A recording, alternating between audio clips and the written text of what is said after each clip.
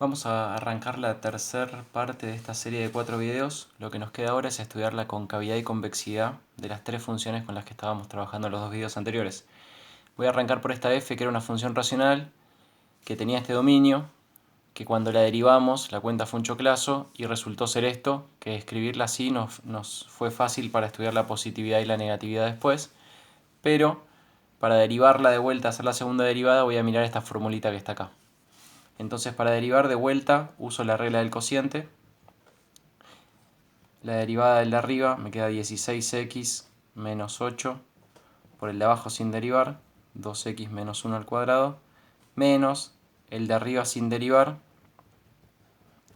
por la derivada del de abajo. Y para derivar el de abajo, lo que recomiendo es hacer la regla de la cadena, en vez de hacer el cuadrado del binomio.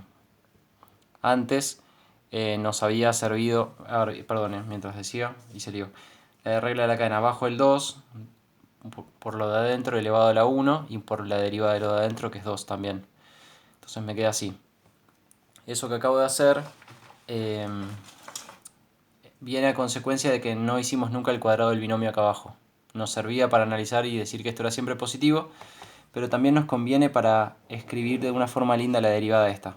Para terminar de escribir la derivada me falta ponerlo de abajo al cuadrado. Si estaba al cuadrado es ahora la cuarta. Me quedo así. Ahora tengo que analizar un poco qué es esta porquería que me quedó acá. Pero al haber hecho la regla de la cadena, lo que nos muestra es que este término que está acá, este factor, digo, el 2x menos 1, también está ahí y lo puedo sacar de factor común. Entonces, me va a quedar un poco largo, pero pongo 2x menos 1 y ahora, si lo saco de factor común, acá me queda 16x menos 8 por 2x menos 1. Hay 2, así que saqué 1 para afuera. Y después me queda todo esto multiplicado por 4 porque este se fue para afuera. Así que me queda 8x al cuadrado menos 8x menos 16 por 4 sobre 2x menos 1 a la cuarta. Bueno, y lo interesante ahora es que ese exponente 4 que tengo abajo se simplifica y me queda un 3 porque lo tacho con este de acá arriba. Lo que tengo que hacer ahora es ver qué me queda este corchete de acá, o sea, hacer estas cuentas para ver cuánto da todo eso que está ahí. Me salteo ese paso, yo ya lo hice, y da 72. Se simplifican los x al cuadrado y se simplifican las x.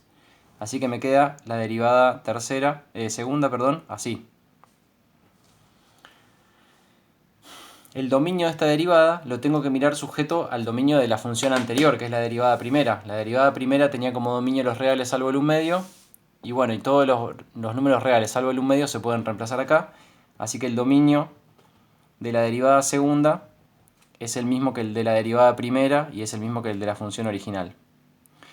Por lo tanto, para analizar la concavidad y la convexidad, yo necesito los puntos críticos de esta función, es decir, dónde la función existe pero la derivada no, los bordes y dónde la derivada vale 0. Y fíjense que de eso no hay nada, porque la derivada nunca vale 0, la derivada segunda, pero la derivada siempre existe. Así que mi tablita se hace en base a este gráfico, que es agarrar el dominio, los reales salvo el 1 medio, y partirlo con los puntos críticos, pero no hay puntos críticos. Así que mi tabla es así, de menos infinito a 1 medio, y de 1 medio a más infinito. Así que es una tabla cortísima la que tengo que hacer.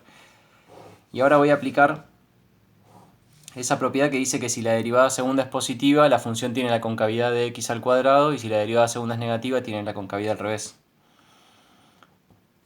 Bueno, ¿qué pasa con el signo de la función si le reemplazo un número más grande que un medio? Si pongo uno más grande que un medio, lo de acá abajo me queda positivo, y positivo sobre positivo me va a dar positivo.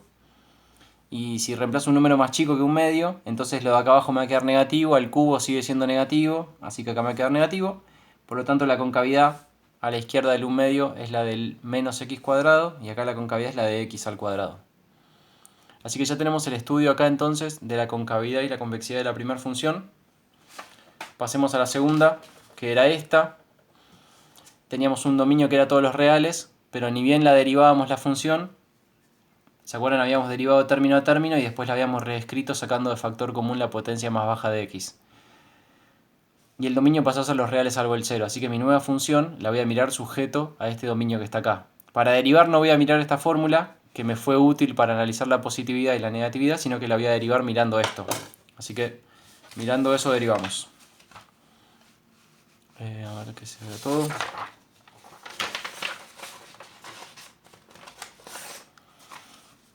Entonces, estoy mirando acá. La derivada segunda es bajo, esto es como si fuera 20 tercios, ¿no? Y bajo el menos 1 tercio me queda menos 20 novenos. Y cuando resto 1 en el exponente me queda menos 4 tercios. Y ahora el 2 tercios que baja acá multiplicando al 5 tercios me queda menos 10 novenos. Y si resto 1 en el exponente me queda menos 1 tercio. Entonces ahora saco de factor común el exponente más bajo, que es este. Entonces, bueno, además voy a sacar de factor común menos 10 novenos, así me queda más lindo. Menos 10 novenos, x a la menos 4 tercios. De este primer término lo único que queda que no saqué es un 2, de acá del 2 por 10. Y de este término el 10 novenos lo saqué, y ahora el x a la menos 1 tercio lo tengo que dividir por x a la menos 4 tercios. Y cuando resto los exponentes me queda x a la 1. Así que me queda así.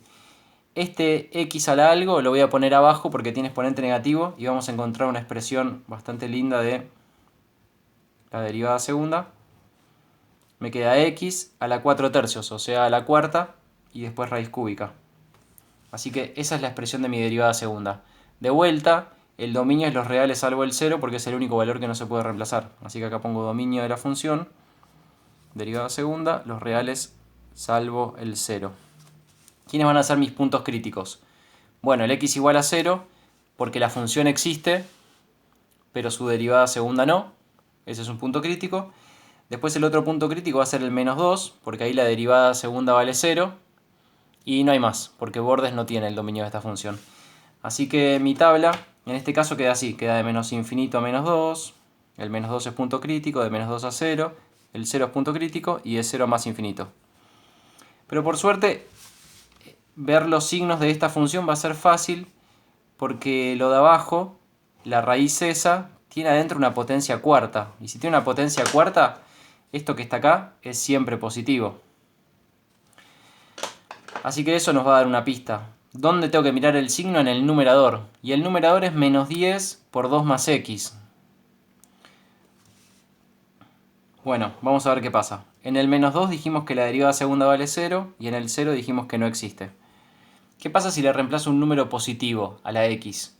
Me va a quedar un número positivo en el paréntesis, multiplicado por este menos me va a dar negativo. Si reemplazo un número entre 0 y menos 2, cuando le sume 2 me va a dar positivo, multiplicado por menos 10 me va a dar negativo. Y por último, cuando reemplace acá un número más chico que menos 2, me va a quedar el paréntesis negativo y con este menos me va a quedar positivo. Así que usando la misma consecuencia del teorema de Lagrange podemos decir esto. En este punto no cambió la concavidad, entonces no es un punto de inflexión, pero en este punto sí cambió la concavidad. Fíjense que en el ejemplo anterior eso no lo mencioné porque no tenía sentido, no está el un medio en el dominio como para decir que es punto de inflexión. Así que ya tenemos esto, acá puedo poner una n de esto no es nada. Y ahora vamos a la última función, que era esta otra.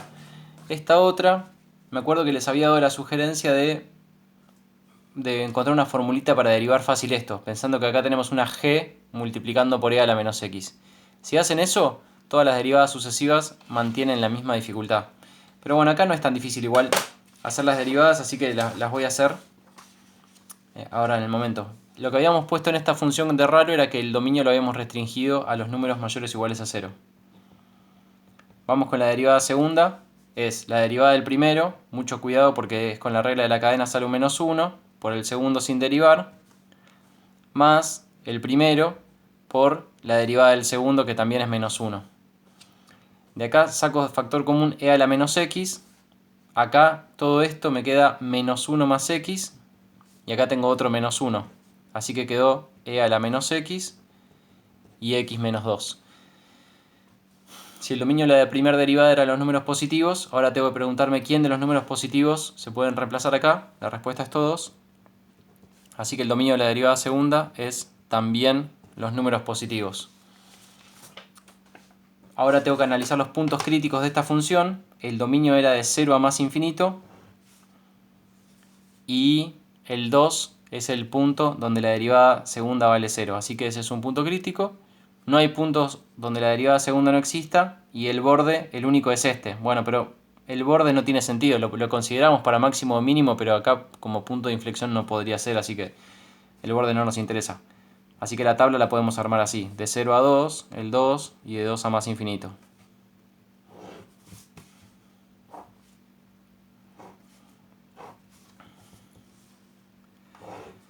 Acá la función vale 0. La misma observación que hicimos antes. Acá tengo e a la menos x que es siempre positivo. Así que el signo de mi derivada segunda viene dado por la función x menos 2. Y la función x menos 2 es así. Empieza siendo negativa y pasa a ser positiva. Así que esto va a ser negativo acá y positivo acá. Por lo tanto, acá la f va a tener la concavidad de menos x al cuadrado y acá la de x al cuadrado. Así que acá tenemos un punto de inflexión. Bueno, bien, ya tenemos la concavidad y convexidad de las tres funciones. En el próximo video va a ser el último y vamos a hacer los tres gráficos.